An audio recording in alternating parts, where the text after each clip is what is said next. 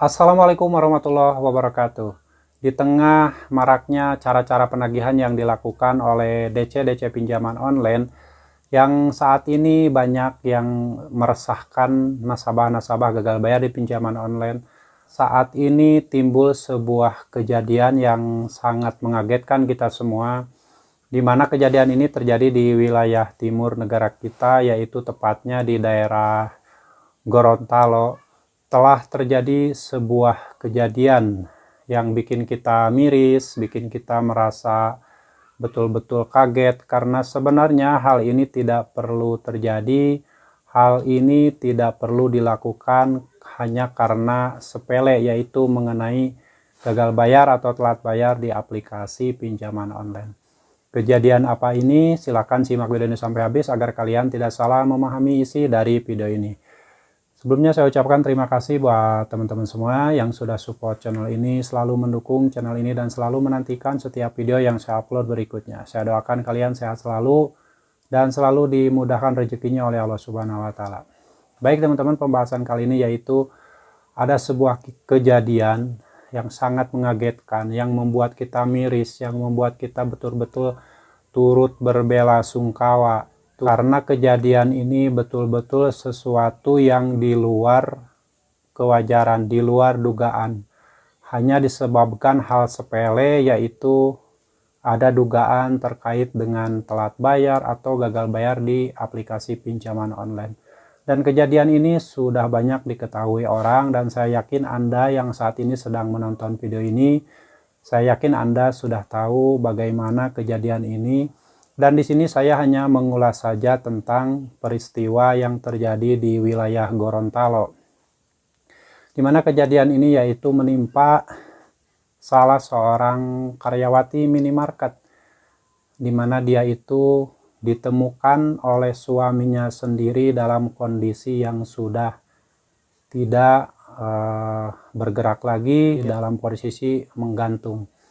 Karena hal ini setelah ditelusuri oleh pihak keluarga, sebelum kejadian ini terjadi ada semacam riwayat chat ataupun telepon di WA, dan beliau ini atau almarhumah ini pernah cerita ke suaminya bahwa memiliki sebuah masalah yang berhubungan dengan pinjaman online, yaitu memiliki hutang di pinjaman online. Tetapi saat itu suaminya sudah memberikan solusi, yaitu akan menggadaikan BPKB kendaraannya untuk membayar hutang tersebut.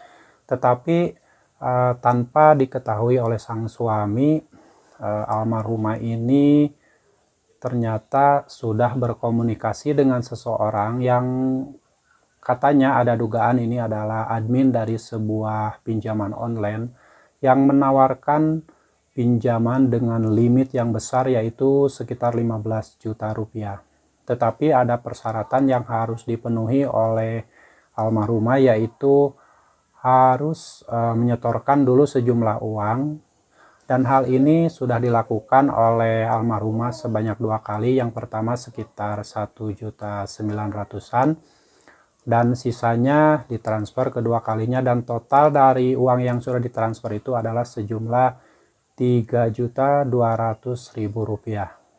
Nah, setelah melihat riwayat tersebut, pihak keluarga menyimpulkan bahwa hal ini terjadi akibat dari sebelumnya memang sudah ada permasalahan tentang yang berkaitan dengan pinjaman online. Dan hal ini pernah kejadian pula dulu waktu tahun 2021. Saya pernah ditawari oleh salah satu semacam pinjaman online, cuma saat itu saya belum paham betul dan tidak tahu, sehingga saat itu waktu saya ditawari sejumlah limit yang cukup besar, kalau tidak salah udah di atas 10 juta, tetapi untuk mencairkan uang 10 juta tersebut saya diminta untuk mentransfer sejumlah 2 juta rupiah, katanya seperti itu. Ini memang pernah kejadian dulu, saya ditawari, tapi saya tidak pernah melakukannya karena di hati kecil saya ada kecurigaan bahwa hal ini mungkin ada dugaan penipuan.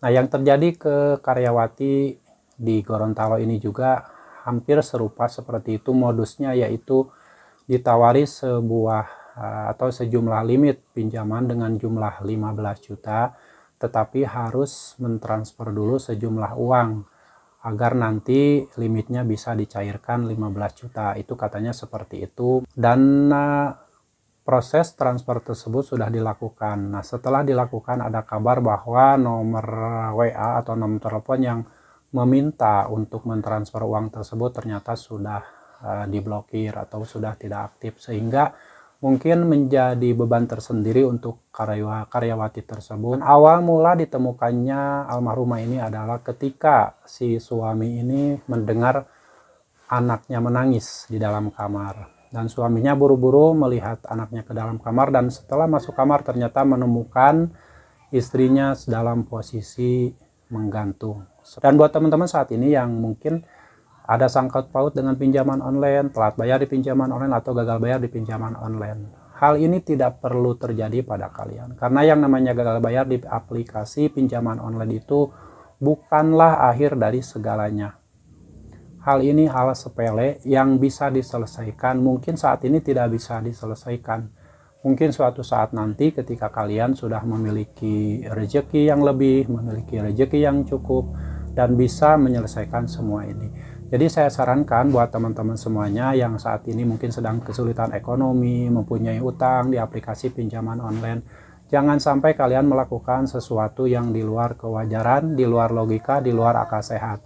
Kalian tetap harus semangat, jangan sampai melakukan sesuatu yang seperti terjadi di Gorontalo tadi. Sangat menyesalkan sekali. Hal itu tidak perlu terjadi hanya karena masalah sepele, yaitu mempunyai tanggungan atau mempunyai hutang di pinjaman online. Itu sangat sepele sekali.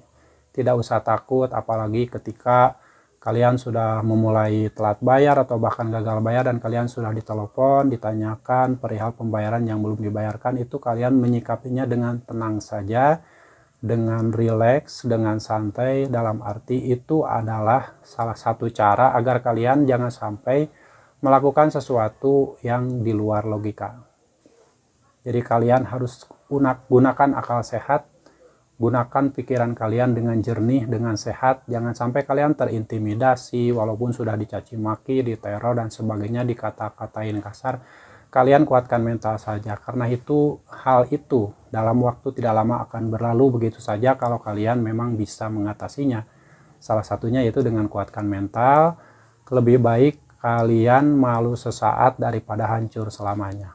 Itu solusinya. Kuatkan mental saja, gak usah. Kalau memang kalian tidak kuat mental, segera kalian ganti kartu yang ada di handphone kalian.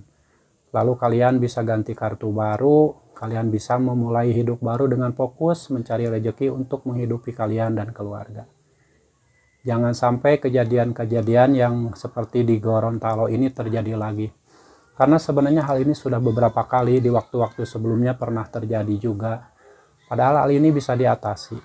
Dan tetap yang harus kalian lakukan, kalian jangan lupa untuk selalu minta pertolongan Allah agar diberi solusi terbaik oleh Allah Subhanahu wa Ta'ala atas segala permasalahan kalian yang sedang dihadapi. Oke, semoga sharing ini bermanfaat. Dan buat teman-teman semuanya yang saat ini belum pernah mengenal yang namanya aplikasi pinjaman online, jangan sekali-kali kalian mencoba untuk melakukan pinjaman uang di aplikasi pinjaman online, karena ini sangat berbahaya sekali, beresiko sekali, dan bisa menghancurkan hidup kalian. Oke, demikian, sampai jumpa lagi di video saya selanjutnya. Wassalamualaikum warahmatullahi wabarakatuh.